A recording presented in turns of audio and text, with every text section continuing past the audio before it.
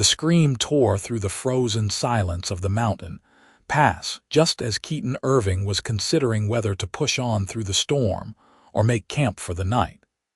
He reined in his horse, straining to hear over the howling wind that whipped snow into his face like tiny daggers. There it was again, faint but unmistakably human, somewhere off the trail to his left. Without hesitation, he urged his gelding forward through snowdrifts that reached past the animal's knees, following the desperate sound through the blinding white curtain of the blizzard. What he found made his heart lurch. A supply wagon lay on its side, half buried in snow that had avalanched down from the rocky slope above. One wheel still spun slowly in the wind. The two draft horses that had pulled it were nowhere to be seen, their traces snapped and trailing uselessly in the snow. And there, pinned beneath the wagon's edge, was a woman in a dark wool coat, her face pale as the snow around her, one arm stretched toward him in a plea for help.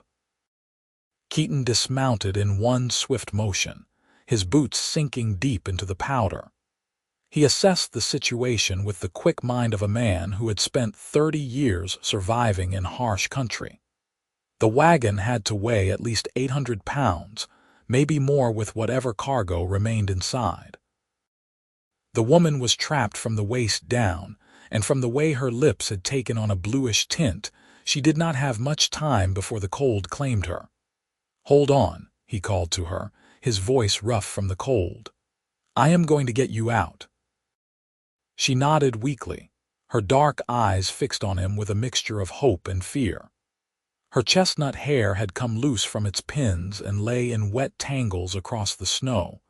Keaton positioned himself at the side of the wagon, gripping the wooden edge with both hands. He planted his feet as firmly as he could in the unstable snow, bent his knees and pulled. His muscles screamed in protest as he strained against the weight. The wagon shifted slightly, groaning but not enough. He adjusted his grip, set his jaw, and tried again. This time he channeled every ounce of strength he possessed, thinking of nothing but lifting that cursed weight. His back and shoulders burned, his hands felt like they might splinter, but inch by inch the wagon rose. "Pull yourself free," he grated out through clenched teeth. The woman gasped and began dragging herself backward through the snow, using her elbows and her one free leg. She moved agonizingly slowly, hampered by her heavy skirts and the numbness that had set into her limbs. Keaton held the wagon, his arms shaking with the effort, sweat mixing with snow on his face despite the freezing temperature. Finally, she cleared the edge and collapsed onto her back in the snow. Keaton let the wagon drop with a heavy thud that sent up a spray of white powder. He stumbled to where she lay, falling to his knees beside her. "Are you hurt? Can you move your legs?" She tried to bend her knees, wincing. "I think so. Nothing feels broken, just numb, so cold." "We need to get you warm or you will not make it through the night," Keaton said, already pulling off his heavy sheepskin coat. The cold bit through his flannel shirt immediately, but he ignored it and wrapped the coat around her shoulders. "Can you stand?" "I do not know." He slipped his arm around her back and helped her sit up. She cried out softly at the movement, but color was starting to return to her cheeks, which he took as a good sign. "What is your name?" "Prudence." "Prudence Carson," she managed through chattering teeth. "I was bringing supplies to Camp Verde when the snow started coming down so hard I could not see. The horses spooked at something, and the wagon went over the edge." Keaton looked up at the rocky outcropping above them. She was lucky the whole hillside had not come down on top of her. "I am Keaton Irving. There is a lined shack about a mile back down the trail. We need to get there before this storm gets worse. Can you ride?" "I think so if you help me up." Getting Prudence onto his horse took longer than Keaton would have liked, with the wind picking up and visibility dropping to almost nothing. She was shaking so hard she could barely grip the saddle horn. He climbed up behind her, pulling her back against his chest and wrapping one arm around her waist to hold her steady. With his free hand, he took up the reins and turned the gelding back toward the trail. The ride to the line shack felt endless. The storm had transformed the landscape into an alien world where everything looked the same, and landmarks disappeared into the white void. Keaton navigated by instinct and memory, praying he had not gotten turned around. Prudence sagged against him, growing heavier and less responsive as the cold sapped her remaining strength.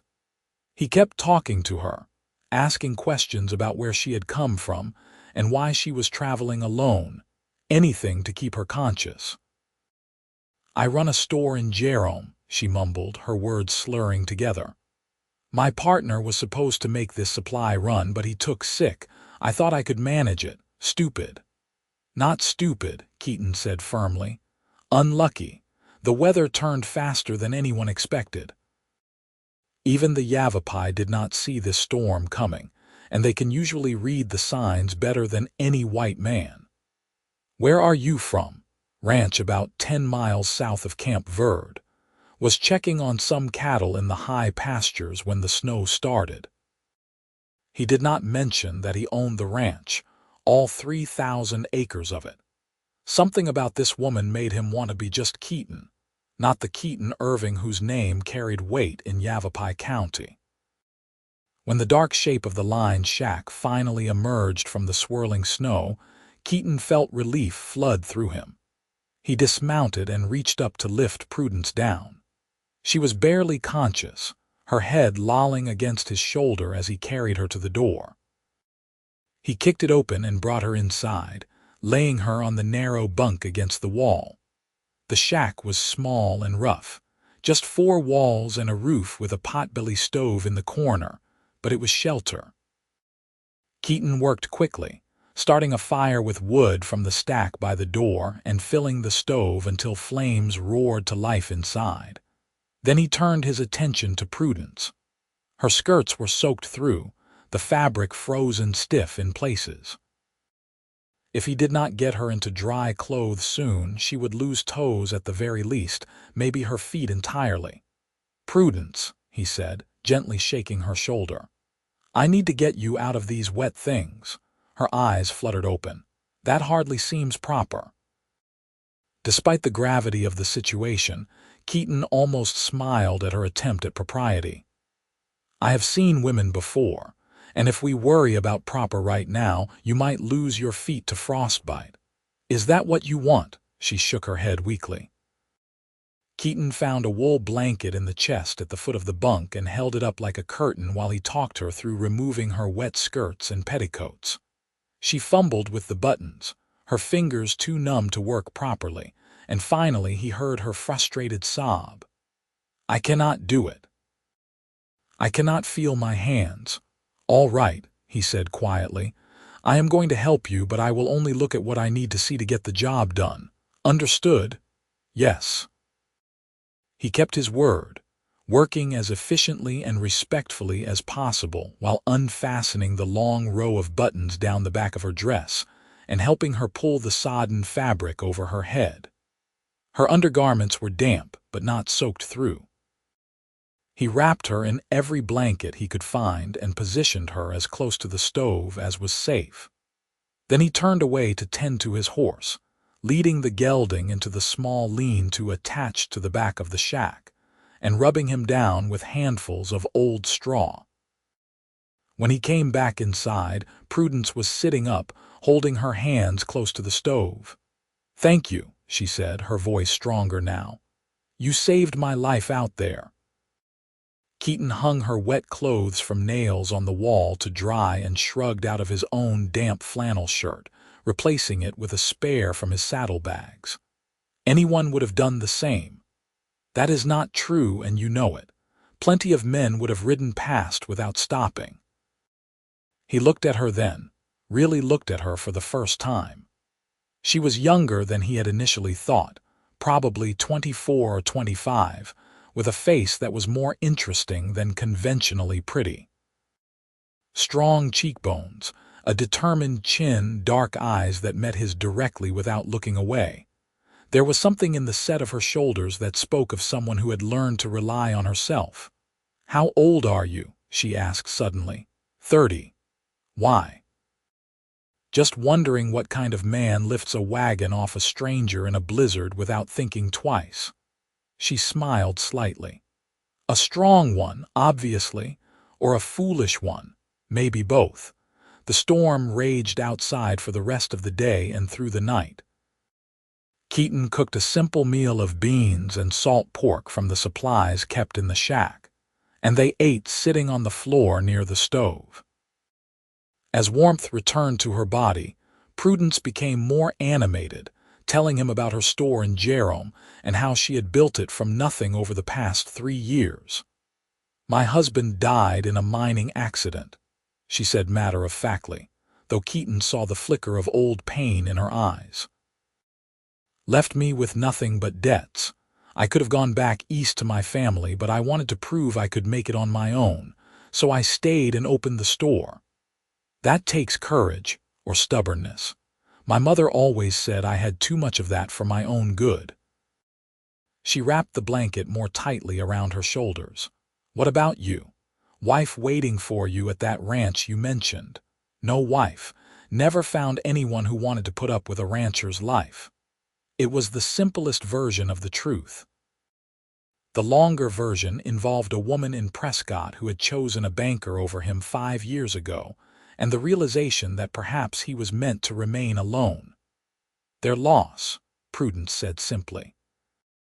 Something in the way she said it made warmth spread through his chest that had nothing to do with the fire. He found himself wanting to know everything about her. This woman who ran her own business and traveled alone through dangerous territory, who faced loss and hardship with her chin up and her determination intact. They talked late into the night, long after the fire had burned down to glowing embers and the world outside had gone silent. Keaton learned that she loved books, that she had taught herself to do sums and keep ledgers, that she had a sharp sense of humor and a surprisingly bawdy laugh. She learned that he had come west from Missouri as a young man, that he had built his ranch from a hard-scrabble homestead into something substantial, that he loved the land with a fierceness that surprised even him sometimes. When they finally settled down to sleep, Keaton insisted she take the bunk while he made a bedroll on the floor. He lay awake for a long time, listening to her breathing grow slow and steady above him, wondering at the strange turn his life had taken in the space of a single day. The storm broke sometime before dawn. Keaton woke to pale sunlight streaming through the gaps in the shutters and the sound of Prudence moving around the cabin. She had dressed in her now dry clothes and was attempting to coax the fire back to life. "Let me do that," he said, pushing himself up from the floor. His back protested the hard ground, but he ignored it. She stepped aside willingly. "I was never very good with fires. My late husband always said I could ruin a fire just by looking at it." Within minutes, Keaton had flames crackling in the stove again. He put on coffee and they shared the last of the salt pork for breakfast. The normalcy of it struck him as strange, this domestic scene with a woman he had known less than a day. Yet it felt comfortable in a way he could not quite explain. "I need to go back and see if I can salvage anything from my wagon," Prudence said as she sipped her coffee. "There is a fortune in goods under that snow if the weather has not ruined everything." "We will go together," Keaton said. "But first let me make sure your feet are all right. Frostbite can be sneaky." She blushed slightly but allowed him to examine her feet.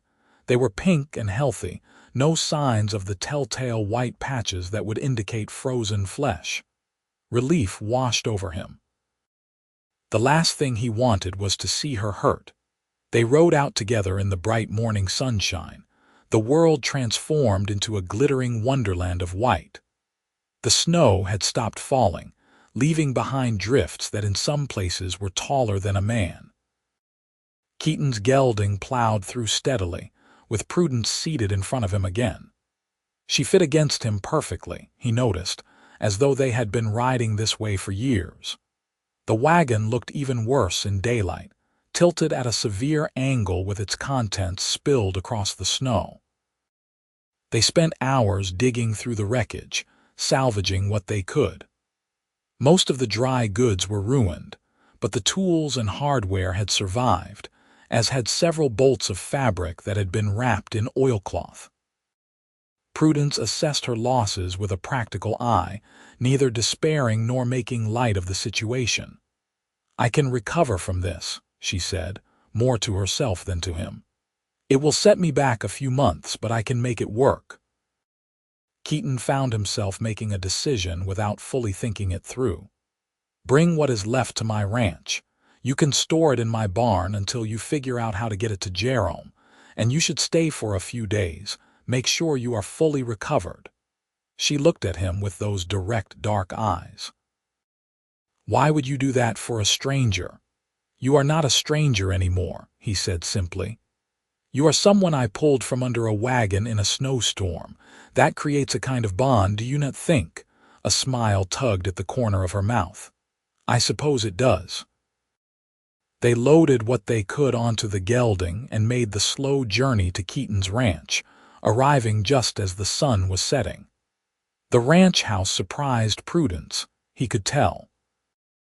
It was larger than she had expected, a solid structure of adobe and timber with a wide porch and glass windows that caught the last rays of light. 3 hired hands came out to meet them, curious about the woman Keaton had brought home. "This is Prudence Carson," Keaton told them. "She is a guest. Make sure everyone knows to treat her respectfully." The men nodded, touching their hat brims politely before helping unload the salvaged goods. Keaton showed Prudence to the spare bedroom, suddenly aware of how plain and masculine his house was. There were no curtains on the windows, no decorative touches, nothing soft or welcoming about the space. "It is perfect," Prudence said as though reading his thoughts. "Really. After last night in that line shack, this feels like a palace." She stayed for 3 days, and then a week, and then 2 weeks. At first she claimed it was because she was still recovering and needed to regain her strength.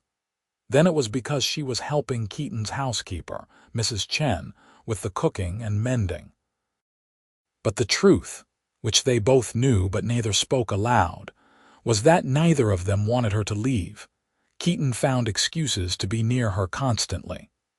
He showed her around the ranch, taking her to see the cattle in the lower pastures and the horses in the breaking corral. He taught her to ride properly, not side saddle as she had learned as a girl but astride, so she could really feel the power of the animal beneath her. They rode for hours through the snow-dusted landscape, talking about everything and nothing. Prudence fit into the rhythm of ranch life as though she had been born to it. She was up before dawn, helping Mrs. Chen prepare breakfast for the hands. She mended torn clothes and bandaged minor injuries with the same practical efficiency she brought to everything. The men adored her, and Keaton found himself fighting off an unfamiliar surge of jealousy whenever she laughed at one of their jokes. One evening, as they sat on the porch watching the sun sink behind the distant mountains, Prudence said quietly, "I should go back to Jerome soon. People will be wondering what happened to me." Keaton felt his chest tighten. "Of course, I will take you whenever you are ready.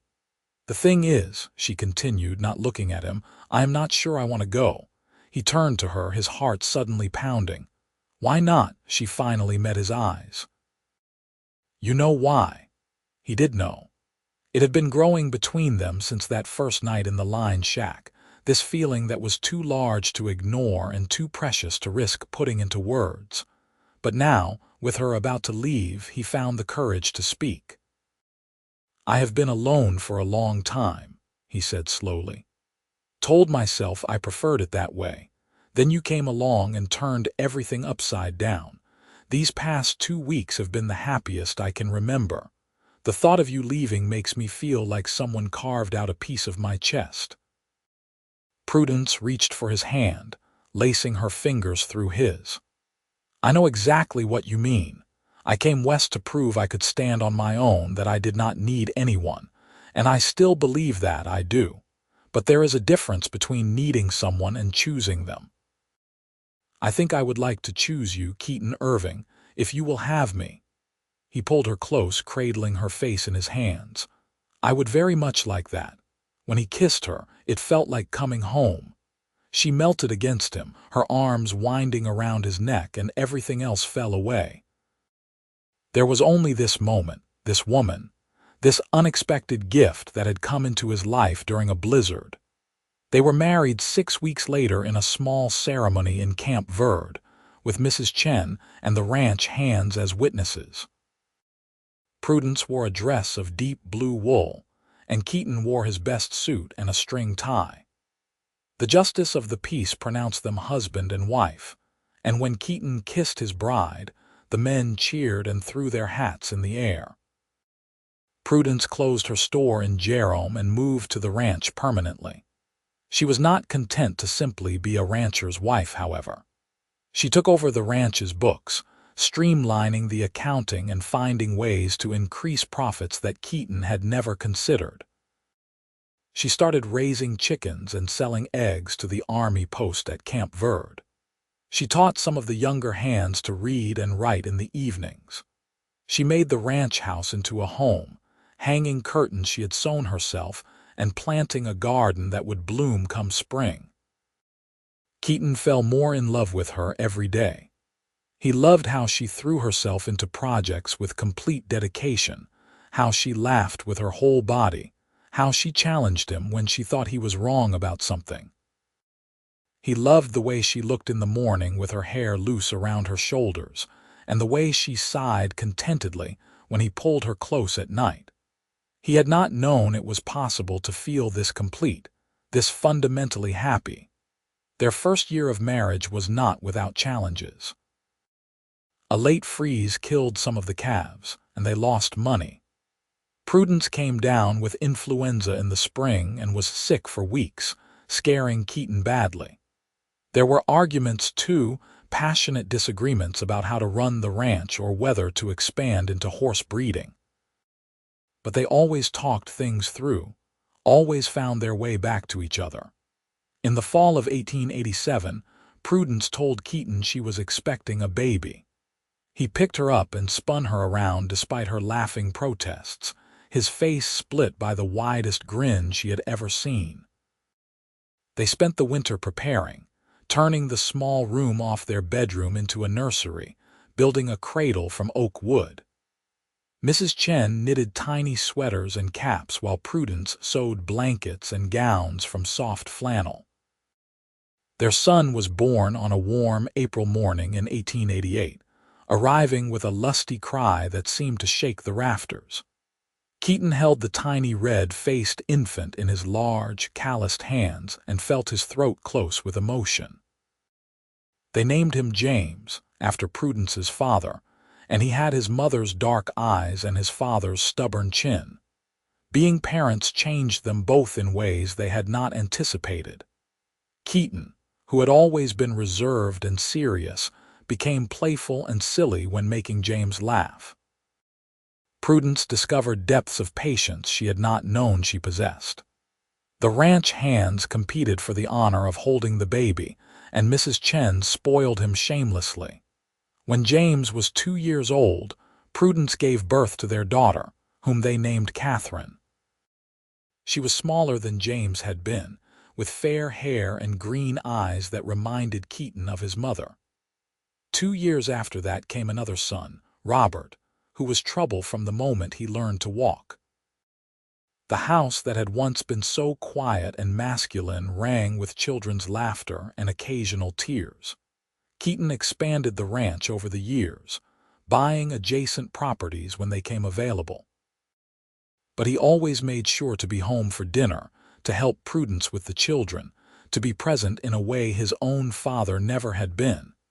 He taught James to ride and rope. He taught Catherine about the land and the cattle. He chased Robert through the house when the boy got into mischief.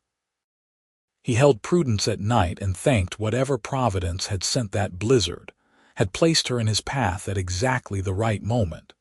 Prudence thrived in her role as mother and rancher's wife, but she never lost her independent streak. She continued to manage the books and made shrewd investments that increased their wealth considerably. She started a small school on the ranch, teaching not just her own children but those of the hands and neighboring families. She became known throughout the territory as a woman of strong opinions and stronger principles, someone who stood up for what she believed in. The years passed in the way they do on a ranch, marked by the seasons and the cycles of birth and growth and harvest. James grew into a serious young man who loved the land as much as his father did. Catherine became an accomplished horsewoman with a gift for healing animals. Robert proved to be a natural with numbers, inheriting his mother's head for business. They added 2 more children to their brood, twin girls named Emma and Sarah, who arrived when Prudence was 38 and kept everyone on their toes with their boundless energy. Keaton and Prudence grew older together, their hair turning gray, their faces gaining lines. But the love between them never dimmed. If anything, it deepened with time, becoming something rich and complex and utterly unshakable. They still rode together when they could steal time away from the children and the ranch duties, racing across the open country like young lovers. They still sat on the porch in the evenings, holding hands and watching the sunset. They still talked for hours, finding new things to learn about each other even after decades together. On their 25th wedding anniversary, Keaton took Prudence back to the line shack where they had spent that first night together. It was early December, and snow dusted the ground just as it had all those years ago. The shack was still standing, though it was more weathered now, the roof sagging slightly. "You ever regret it?" Keaton asked as they stood together looking at the small building. "Everything that happened after that day, the life we built." Prudence turned to him, her dark eyes still as direct and unflinching as they had been when she was 25. "Not for a single moment. Getting trapped under that wagon was the best thing that ever happened to me. It brought me you." He pulled her close, kissing her temple. "I was going to ride past, you know. I was cold and tired and just wanted to make camp. But then I heard you scream and something made me turn aside. I thank God every day that I did." "So do I," she whispered. They stood there for a long time, wrapped in each other's arms while the snow began to fall gently around them. It was a far cry from the vicious blizzard that had brought them together, just soft white flakes drifting down from a gray sky. But it was enough to remind them both of how it had all begun, of the unlikely series of events that had transformed 2 solitary people into partners, lovers, parents, and friends. Years continued to pass. The children grew up and made lives of their own. James took over more and more of the ranch operations, allowing Keaton to step back somewhat. Catherine married a veterinarian from Prescott and settled nearby. Robert went east to study business but returned home to help expand the family's holdings into new ventures. The twins, inseparable as always, opened a dress shop in Jerome that became wildly successful. Keaton and Prudence became grandparents, then great-grandparents. The ranch house that had once held just the 2 of them now overflowed during holidays with children and grandchildren of all ages. There were always babies to rock, toddlers to chase, young people seeking advice or comfort or simply a listening ear. The legacy they had built together was not just measured in land or cattle or money, but in the family they had created, the love they had multiplied and shared. In the spring of 1912, when Keaton was 55 and Prudence was 50, they took a trip to the place where her wagon had gone off the trail all those years ago. The road had been improved over the decades, no longer just a rough track but a proper route with better drainage and guardrails in the dangerous spots. But they could still find the approximate location, could still see the rocky outcropping where the snow had avalanched down. "Look how far we have come," Prudence said softly, leaning against Keaton's shoulder. "In every possible way." He wrapped his arm around her waist, solid and steady as he had been since the moment he lifted that wagon. "It has been quite a journey. Do you think about it often, that day?" "All the time," Keaton admitted. "I think about how close I came to losing you before I ever found you. If I had ridden past, if the storm had been just a little bit worse, if I had not been strong enough to lift that wagon. So many things had to go exactly right for us to be standing here now." "Maybe it was fate," Prudence suggested. "Maybe we were always meant to find each other." Keaton considered this.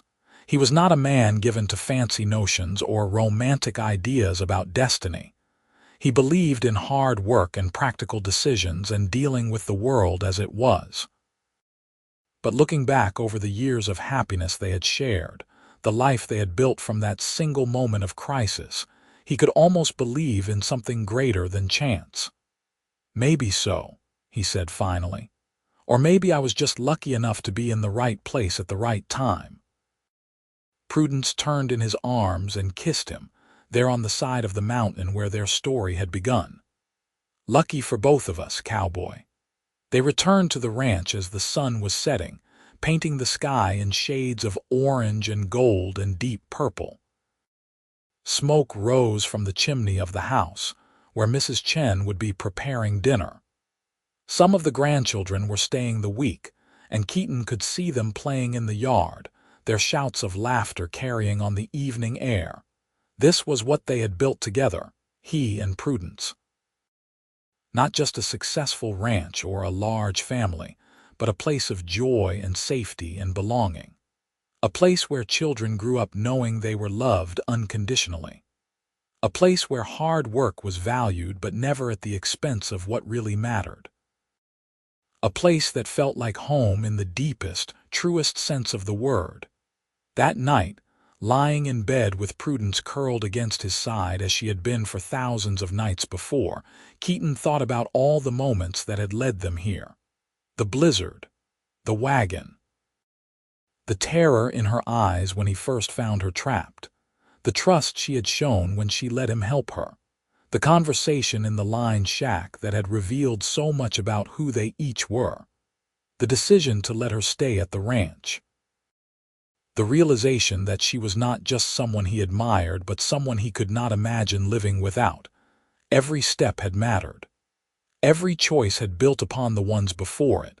And somehow, miraculously, they had chosen right at every turn, or at least right enough.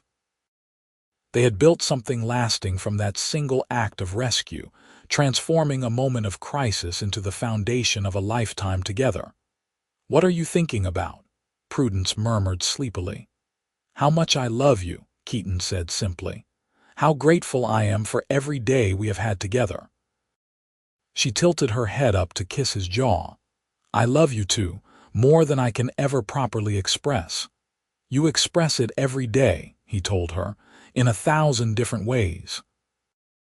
I see it in how you care for our family, how you have made this ranch into a home, how you still look at me like I am something special." "You are something special," she insisted. "You always have been. From the moment you lifted that wagon without a second thought, I knew you were someone remarkable. I was just doing what anyone would do." "No," Prudence said firmly. "You were doing what you would do, what your character demanded. Not everyone would have stopped. Not everyone would have risked injury to save a stranger. You did, and it changed both our lives completely." They fell silent, comfortable in each other's presence, as only people who have spent decades together can be. Outside, the wind whispered through the cottonwood trees. An owl hooted somewhere in the darkness. The world turned as it always had, indifferent to the small human dramas played out beneath the vast western sky. But in this house, In this bed, two people who had found each other against all odds held tight to what they had built.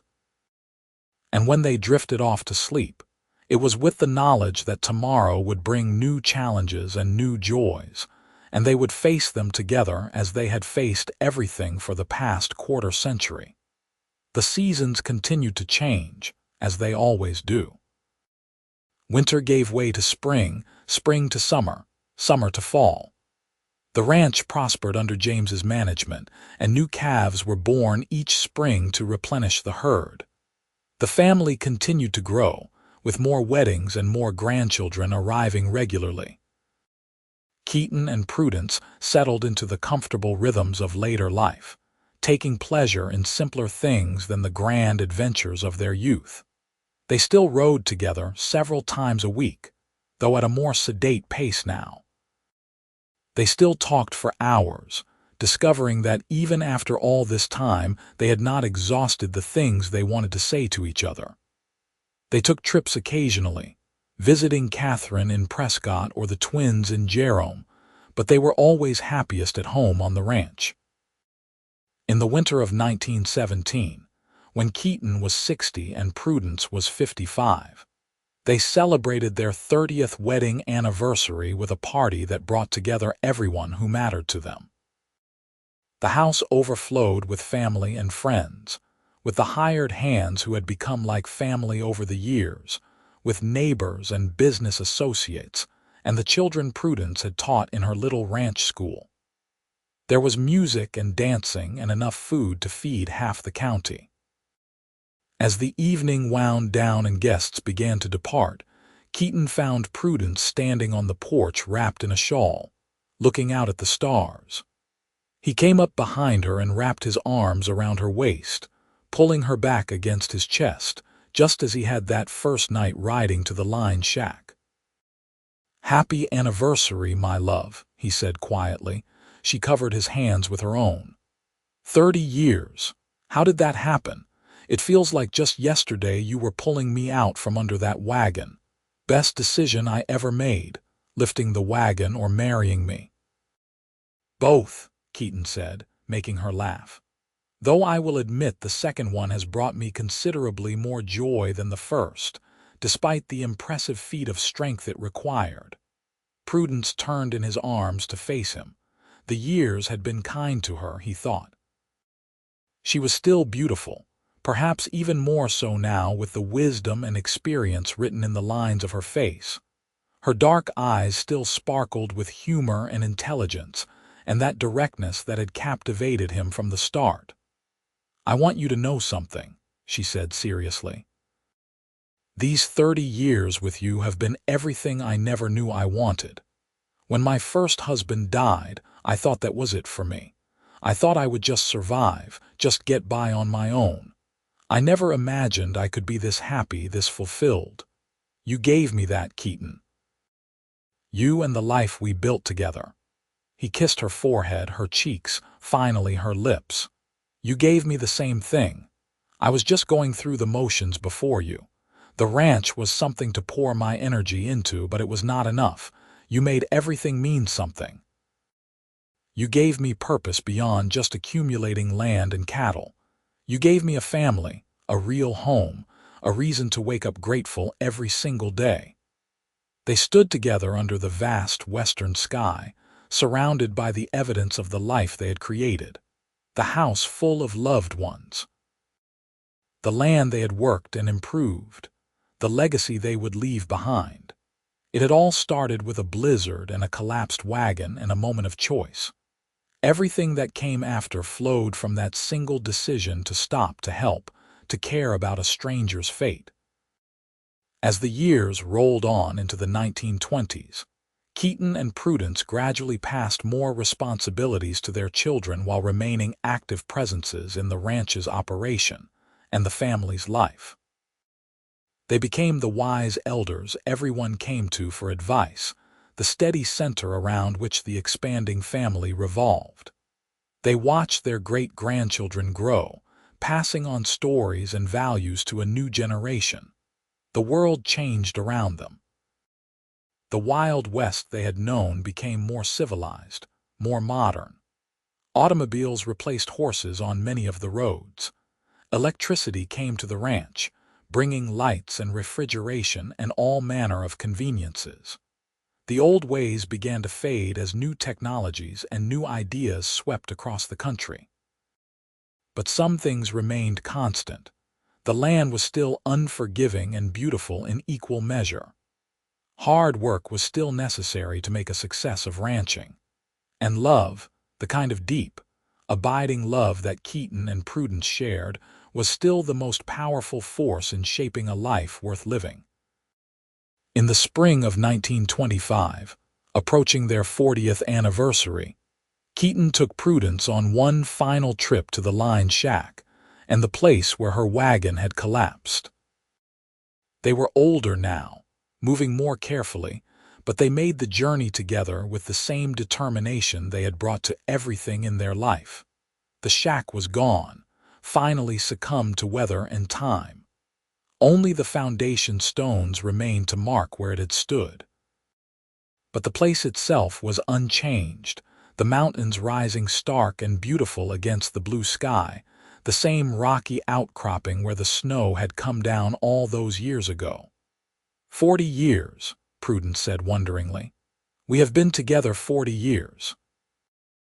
The best 40 years of my life, Keaton said firmly.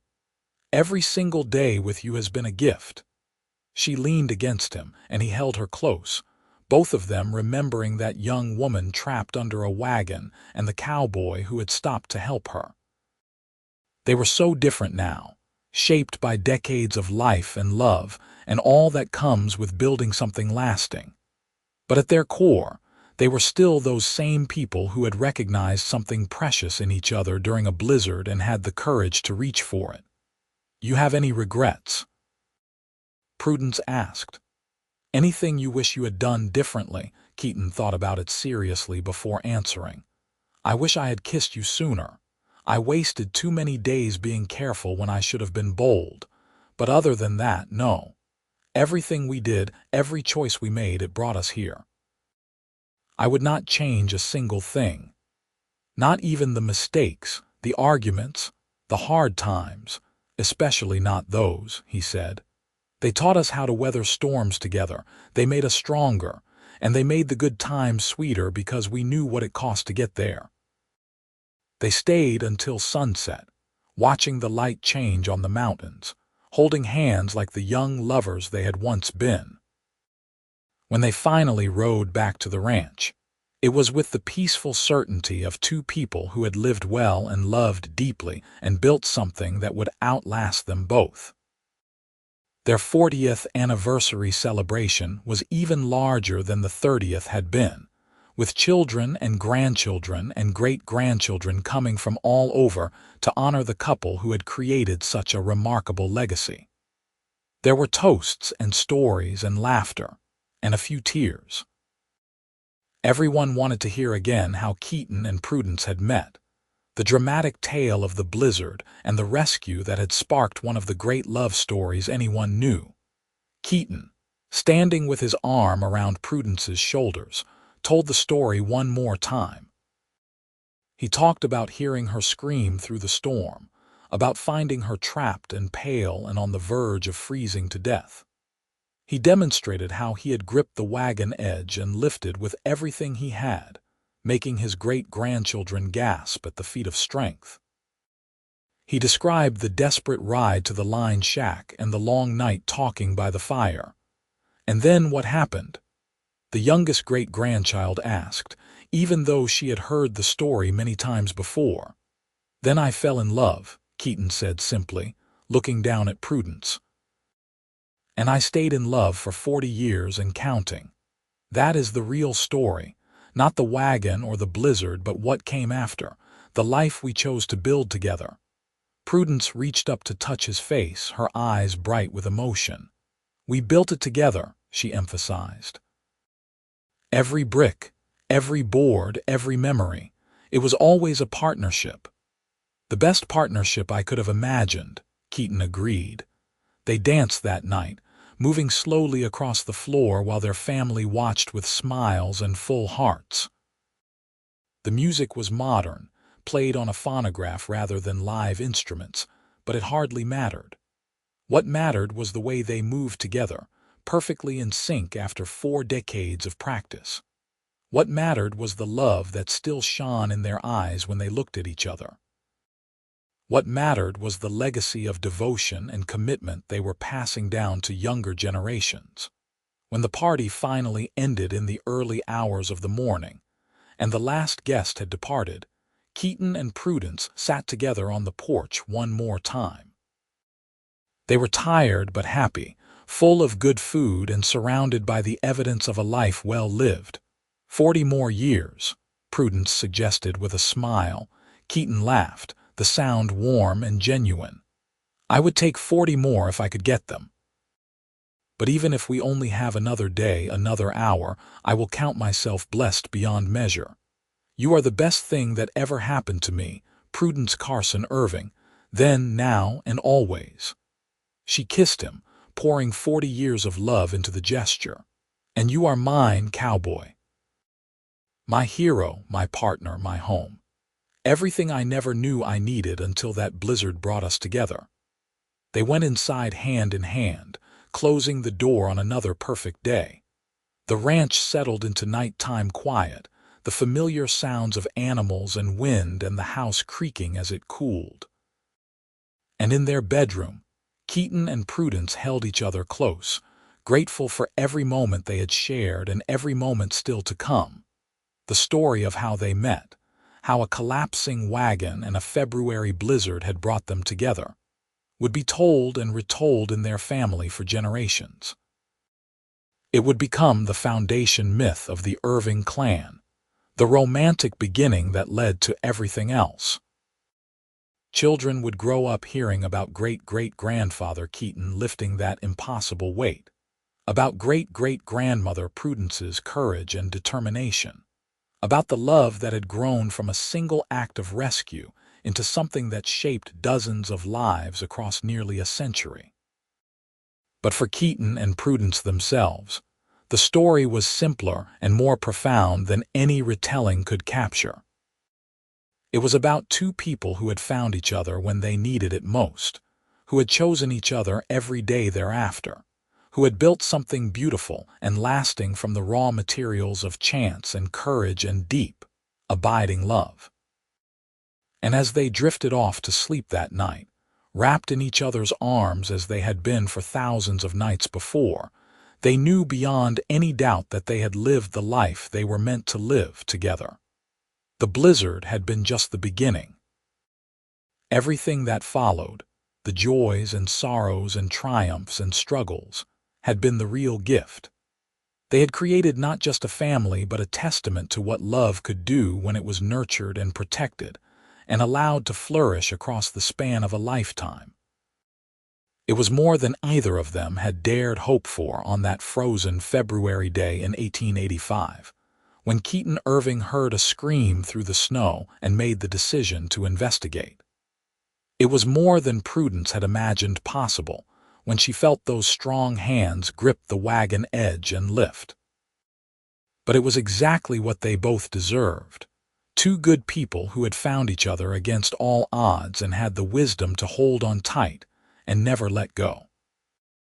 Their love story became legend in Yavapai County and beyond, passed down through the years as an example of how life can change in an instant, how a single moment of compassion can ripple outward into infinity, creating waves of love and family and connection that touch countless lives.